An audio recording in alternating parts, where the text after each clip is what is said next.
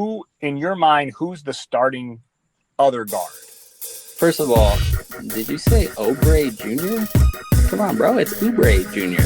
Man, get it together. First of all, you got to get the names right. Okay. You get your names right for all these stats you do? First of all, you know, Anthony wants the big. Everyone's got the big three. Anthony wants like the big 10.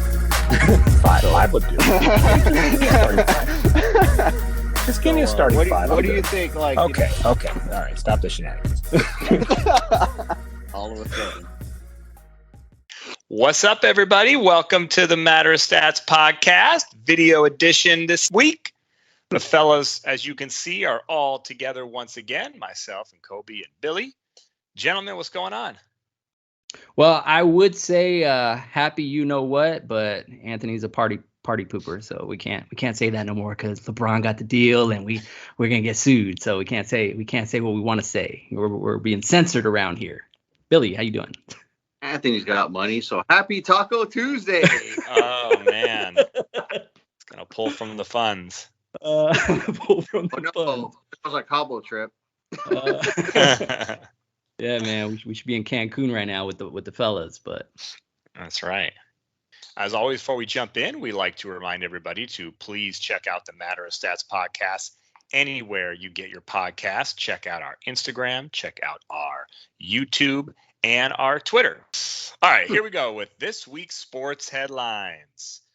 In some NFL news, Pro Bowl wide receiver DeAndre Hopkins was released this week by the Arizona Cardinals. He will surely have a new home soon. In Detroit. Well, we'll see. Maybe he might want to play for the NFC champs. Maybe. NFC. The Bucks are hiring their new head coach. Surprisingly, it is Adrian Griffin, who was formerly the assistant in Toronto. So he's going to be Giannis's new head man.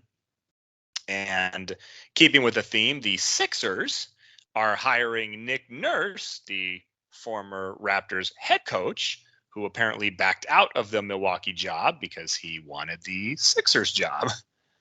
The NBA Finals are now finally set as the up and down Boston Miami series is finally over. And thankfully, Miami held on. So the Nuggets will face the Heat starting June 1st in Denver. Of course, the Nuggets are heavy favorites, so we'll see if Jimmy and the boys can put up a fight like they've done so far, reaching the finals. In some other NBA news, in lieu of Miami reaching the finals, Pat Riley is making his 19th appearance as either a player, coach, or executive in the finals.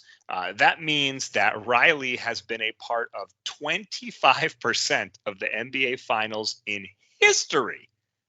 Pretty crazy. Pretty crazy. 25%. Riley. All Riley. Yeah, that is crazy. Kobe. It's even more than LeBron. I was just thinking that too. And finally, Bob Myers, the president and GM of the Warriors, is stepping down. So maybe a little surprising, maybe not so surprising if you've been kind of reading the tea leaves. But he announced today that he is stepping down. And that's our headlines this week, boys. Bob Myers, man, he's young too. He's only 48 and stepping down already. But 12 solid years, you know, he put in work to getting, you know, that team together. And hey, kudos to him. And I'm sure Anthony's probably watching that on his radar a little bit. No, I'll take Bob Myers. Sure, come on board. Just as your dream of Nick Nurse coming onto the Lakers coaching staff is now, that's gone. Yeah, I knew it was a long shot. Billy with the stat of the night, knowing Bob Myers' age, 48. Yeah, I know. How tall is he, Billy? But you're right. I mean, you're right though, Billy. He has, you know, when you think about the Warriors, you know, program before he got there and where they are now, he has definitely turn that franchise around, not just from a winning culture championship standpoint, but monetarily, they're one of the most valuable franchises in the league now. Yeah, I think I saw that on IG earlier. It was like something in the like couple hundred million or whatever it was worth in like 2012 or whatever it is, and now it's like in the billions or something like that. I don't know if that stat's right, but yeah. Well, yeah, and their payrolls through the roof, so it's all it's all relative, right? Yeah. It'll be interesting. I was reading that there's rumors that maybe the owner's son might be taking over. So sometimes those I don't want to call it nepotism, but sometimes those things play a role in decision-making process of somebody's future. Well, just we've experienced that. Yeah, we don't know what it's like to keep things in the family, Right? That doesn't happen here at all. What are you talking about? Shout out the Heat, though. I was definitely going to be pulling for obviously Denver if Boston made it to the finals, but now that it's the Heat, would like to see the Heat, take the Denver Nuggets down since they beat us. So I'll be pulling for Jimmy and the underdogs. So I'm excited for that series. Yeah, I like the underdog story, and I'm with you. I'll probably be siding with the Heat. I mean, Denver is going to be a team to be reckoned with moving forward. They're a solid squad, and they got a lot of chances coming up. So I'm pulling for the Heat as well.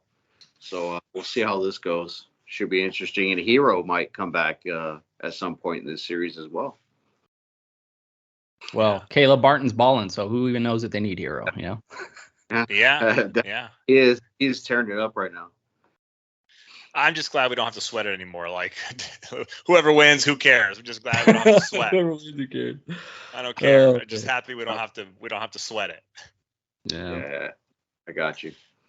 So, but anyways, now that the finals are upon us, and we're as we inch closer and closer to the draft, and of course free agency, and but yeah, obviously we have the draft coming end of the month here, free agency. Also at the end of the month, 1st of July. So you're going to start to hear, of course, lots of chatter, rumors, what are the Lakers going to do, tons of names, just like every summer, right? But I think this offseason feels a little bit different because this Lakers squad actually, performed really well than the previous, 2 seasons. And I think there is more of a legitimate argument to be made for keeping some of the core group together than in seasons past, because they weren't, so one-dimensional. They weren't too old. They weren't, too inexperienced. Whatever you want to say over the, the previous, years. That this group obviously proved they can play together. So, wanted to just give everybody a quick little roster breakdown of where the Lakers stand as we head into free agency, and here on the Matter of Stats podcast as we continue to talk about what we think might happen, what we might want to happen with this roster over the next few weeks as we get up to the actual free agency deadline. So the biggest name, or I guess the most talked about name on the list, of course, is D'Angelo Russell. He is an unrestricted free agent. He's coming off the end of his contract that was paying him about $31 million this year. So that's obviously a big hole to fill, and a lot of cap space. The other, key free agents, of course, are Austin Reeves and Rui. Both are restricted free agents. So that means that the Lakers can potentially match any contract that they're offered. Or they'll have to let them go if the offer is, too lucrative or, too dynamic for the Lakers to stomach. But it's going to be a significant, cap hit because Austin Reeves was making virtually nothing, and Rui was only making about $6 million because he was on the end of one of, his early deals. So they're both going to command obviously a lot more money.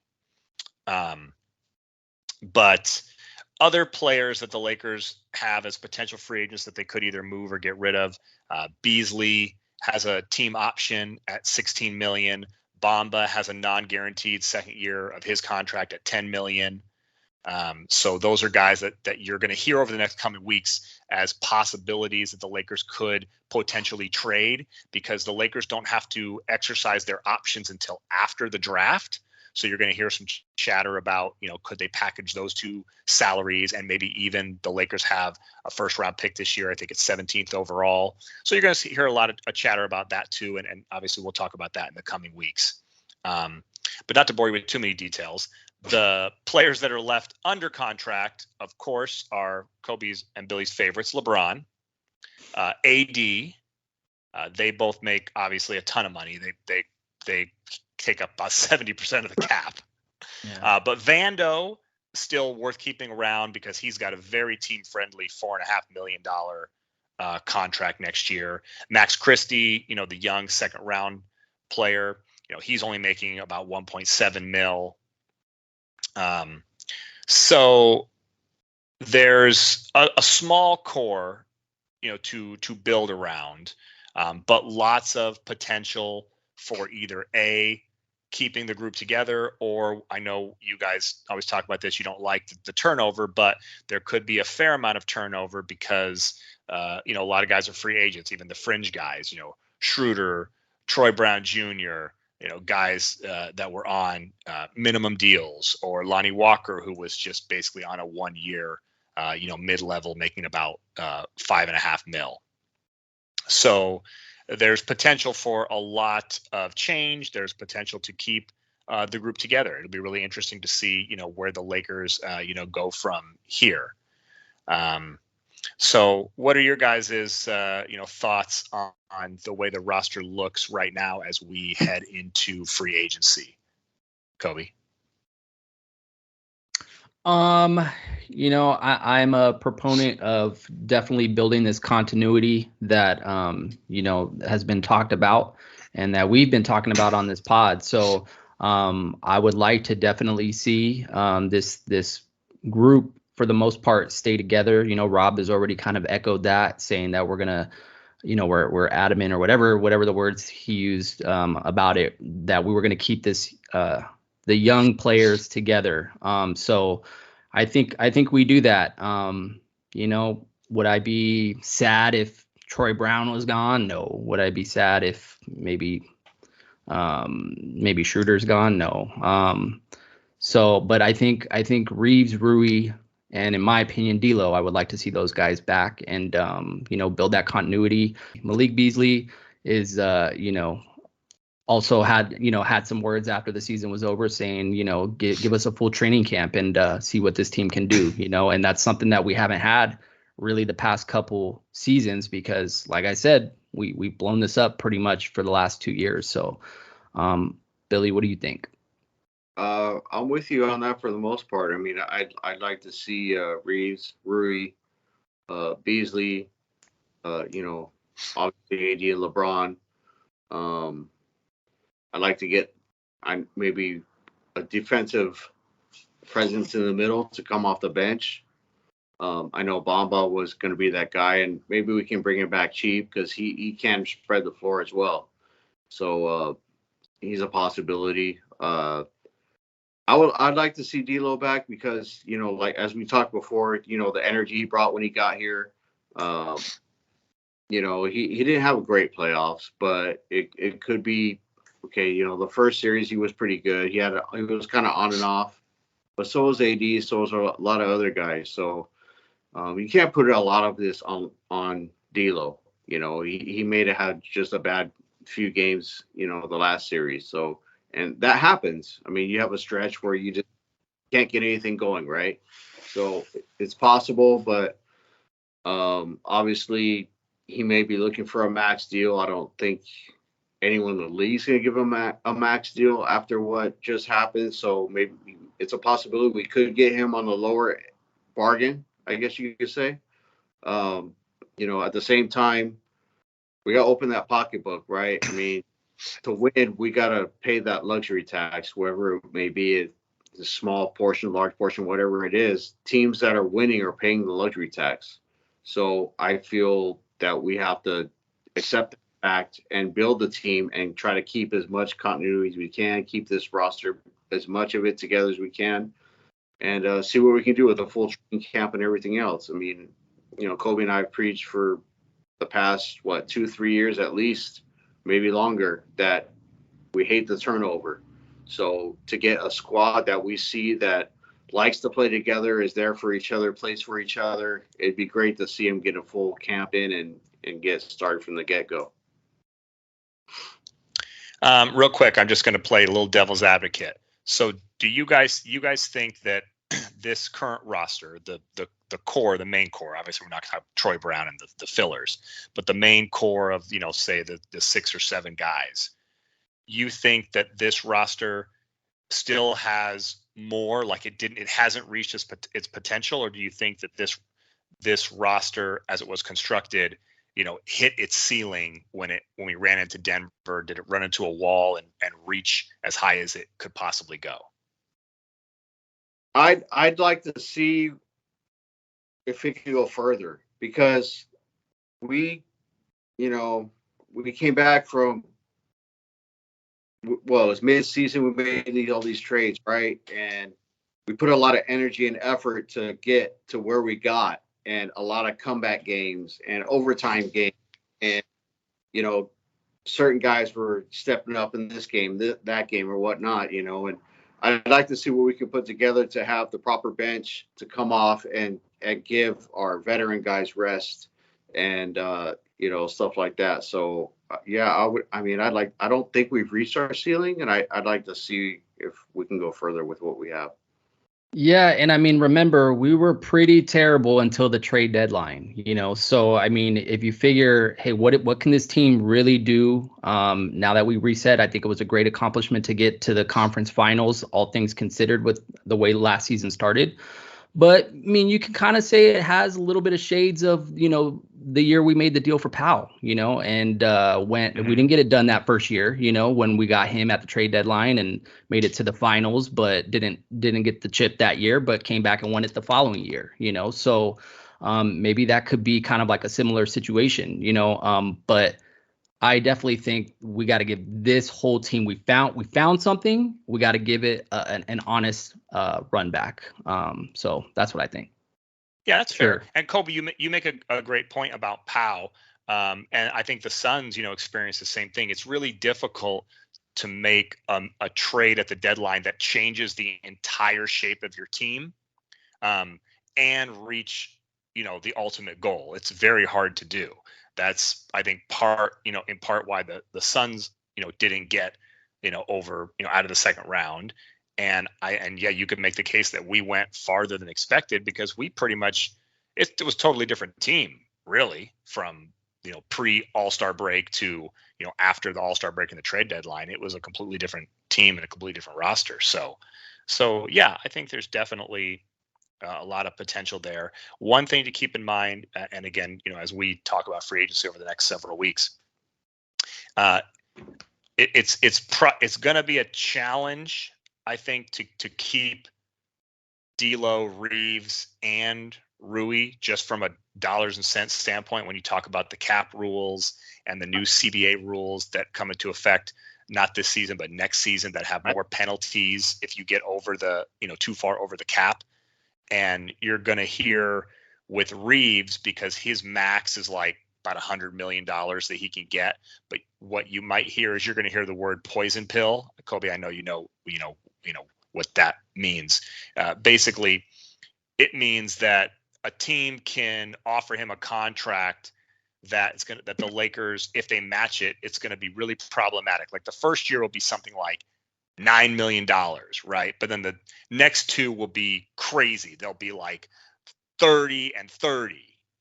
And then, it'll go down. So they can do things like that where they put those poison pill years in there to make it astronomical towards the back end or in the middle, but the first year isn't. So that would, could create problems for the Lakers to keep both Rui and Reeves. So, just something to think about as we proceed forward. But it'd be hard to keep Schroeder too, because I think he's going to try to look for some money as well. So I don't think he's going to get what he thinks he's going to get, but at the same time, he was key as well. defensively, he's solid. He can guard these quick point guards, and whether you like some of the plays offensively or not, but I mean, he's been solid on pretty, solid on both. That's another guy that we got to keep in mind too. Everyone's focusing on Rui and Reeves, which given I get it, but Schroeder's been a defensive prowess. Probably one of our better on ball defender as far as point guards go, and he was key as well. Yeah. No, I mean, I'd be fine with him still as a backup point guard, but like you said, Billy, he was playing on a minimum deal. Yeah. So he's obviously outplayed that. He's going to command not big bucks, but more than a minimum. And the Lakers just might not have the roster spots to give him anything more than a minimum. So that could be the potential issue there. All right. Well, let's have a little fun here before we skedaddle, and let's kick off free agency here as we talk about, of course, one of these hot rumors. The names you hear floating around if the Lakers are going to go big game hunting: Kyrie Irving, Trae Young, Fred VanVleet, or keep our boy D'Lo. But I want to ask you guys, don't focus too much on the money or the contract. Just think about who's the best fit. Which one of these guys do you think is the best fit to play with LeBron and AD? Go ahead, Billy. Damn it.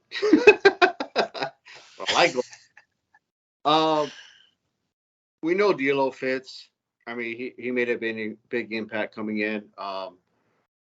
The big want, the big free agent is Kyrie, right? He has all the skills. He has all the talent in the world. He's great. He can shoot. Defending, he can do it here and there. Passer, he can drive kick. He's got all the handles, but there's all the what if? What is he thinking? And so that's a maybe. Trae Young, great young star. He can shoot from wherever he wants in the court. Handles, he can pass, whatever. But he seemed to have an attitude with his coaches and stuff like that. So that would have to be maybe an interview and some more digging deep into seeing what the issues were there. I do like VanVleet. He plays both ends of the floor: shoot, pass, defend. If we don't end up with D'Lo, I think VanVleet would be a nice fit. I think he's unselfish. He has no off the court drama. He's younger. He can shoot. He can dribble. He can pass. He's a defender. So if not D'Lo, I like VanVleet. All right. Yeah. I mean, I think that the three of us can probably, agree that pound for pound, Kyrie is probably he's the best one of these four that we're talking about here. Of course. Trae, D'Lo, VanVleet, Kyrie. Kyrie's he's got the handles. He can create his own shot. He can put up 30, 40, 50 a night. There's no denying that. But the question, as Stephen A would say, the question, you didn't answer the question. No. But the question here is who's the best fit with LeBron and AD? And if you think about why Rob went out and got a guy like D'Lo, replace Russ with D'Lo, is for the spacing, for the 3-point shooting. And in the 17 games that D'Angelo Russell played with the Lakers, he shot 41% from three. That's crazy. That's much better than Trae last season, 33%. In comparison, Russ shot 31% from three last season. So Trae's only hold on. Trae's only shooting 33%. Fred VanVleet, another guy, just 34%. And you have to think about the type of game that D'Lo plays. He can also he ran the pick and roll nicely with AD. He was running the pick and roll with even LeBron. He was running the offense when LeBron wasn't in there. So you have all these things that actually fit better with LeBron and AD. And plus you have that advantage of the fact that he's played this season with LeBron and AD, at least a half the season. So you run that back, you continue that continuity. And I think that ultimately that's the best fit. Kyrie, he hasn't played more than 71 games since 2016-17. D'Lo played that this season alone. So, we're talking about missed games. I talked about it last week. LeBron and AD are going to miss games next season. So you add Kyrie into that mix. It's a combination of, 100 to 120 games for those three. So, I like the fit for D'Lo. Again, 41%, that's crazy from three. He spaces the floor. He can run the pick and roll. Because when you got Kyrie out there and Kyrie's balling, he's creating his own shot. That's kind of taking AD out of the game. Is Kyrie really a pick and roll player? No, he's not really a pick and roll point guard. So I think it's a no brainer for me. D'Lo's the best fit of the four. Trey's hot. He can get his own shot too. But again, he's not. I don't know that he's really spacing the floor if he's not hitting at a high clip. He shoots below the NBA average, or he did last season anyway. So that's my take. A D'Lo no-brainer for me. Do your percentages go along with your volume theory? I'm just curious. Well, I didn't look at volume, but I'm a believer in percentages. And all these guys, they're probably putting up pretty decent volume. It's not like, they're shooting, 20 on the whole season or anything like Dwight Howard or something. So these guys are going to put up threes, especially Trey. He's putting up a ton of threes. Russ was going to put up threes because he had that belief. But, so. No. Well, I just wanted to, piggyback a little bit. I think, yes, Kyrie, no doubt, is the best player, the best talented player on the list. No doubt about it. But what's interesting, Billy, I too like, Fred VanVleet. And he's a clutch guy. So, there's always that, connection rumor that you're going to hear. And I wouldn't be opposed to VanVleet, but when I looked at the numbers, Kobe's right. In fact, Kobe, D'Lo, you were talking about what he did with us and what he did last year. Just this season as a whole, so with us and with Minnesota, he shot almost 40% from three on the season this year. That's pretty darn good. I think it was like 39% or something. So yeah, he shot a little bit better with the Lakers, which is shocking because normally that doesn't happen. Players don't come here and shoot better with us, But to your credit, he's a pretty highly efficient three-point shooter. In comparison to the other guys, he's the best. Kyrie was next at 38%, but Trey Young and VanVleet shoot 34%. Now, you're right. All these guys jack up 6, plus a game. And they're all making about 3 a game, except for VanVleet. He's only making about 2. So he's not as prolific of a three-point shooter. He is a little more well-rounded, but he only outscored D'Lo by 1 point a game this season. And he doesn't shoot the ball very well from the field in general. He only shot 39% from the field, which is the lowest of the 4. D'Lo was actually second best, 47%, only behind Kyrie's 49. So Trey is like you said, is nice because he's flashing, he's young, and he does get a lot of assists. He averaged 10 assists a game this year. Yeah. So he's not just one-dimensional, but he's small at 6'1". He doesn't defend, and he doesn't shoot the ball at a high percentage from anywhere on the floor, not just from 3. Yeah. VanVleet, when I ran the numbers, I was a little disappointed. 7 assists a game was second best, better than Kyrie and D'Lo, who were giving you about 6 each. And he defensively, he gets about 2 steals a game, so he was a little better, defensively. But the percentages, you talk about spacing the floor, he might be the worst fit of the 4 if you're looking at it, just schematically, because at shooting 39% from the field, that's not helping the cause when you're replacing him with the guy in D'Lo who was shooting 47%. This is so opposite of what you text Kobe and I about D'Lo. I mean, oh my. Well, no, I'm looking at the numbers here. Yeah, because he actually ran some numbers today. He actually did some homework.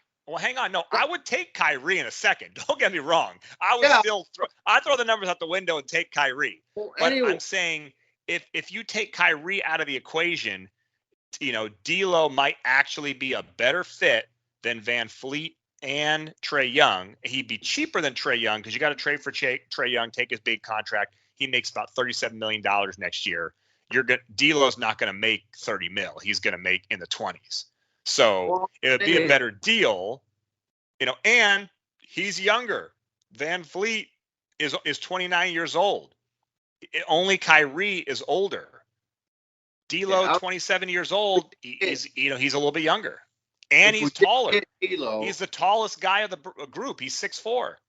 If we didn't get D'Lo, I think Van Vliet would be the next best fit.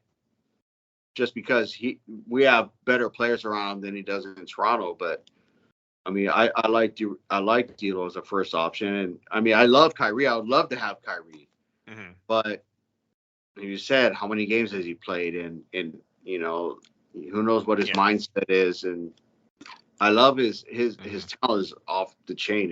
It's but yeah, it'll be interesting to see, how it goes here and what happens and what the Lakers do with some of the contracts we talked about, and maybe they'll make a trade, make a sign and trade, and who knows, lots of options that we will of course continue to discuss over the coming weeks as we head into free agency. But as Kobe said, that is going to wrap us up today. We thank you as always for listening to the Matter Stats podcast anywhere you can find us, search us out, check out the IG, Twitter, our YouTube page, and we will be back at you again next week. Peace. Peace.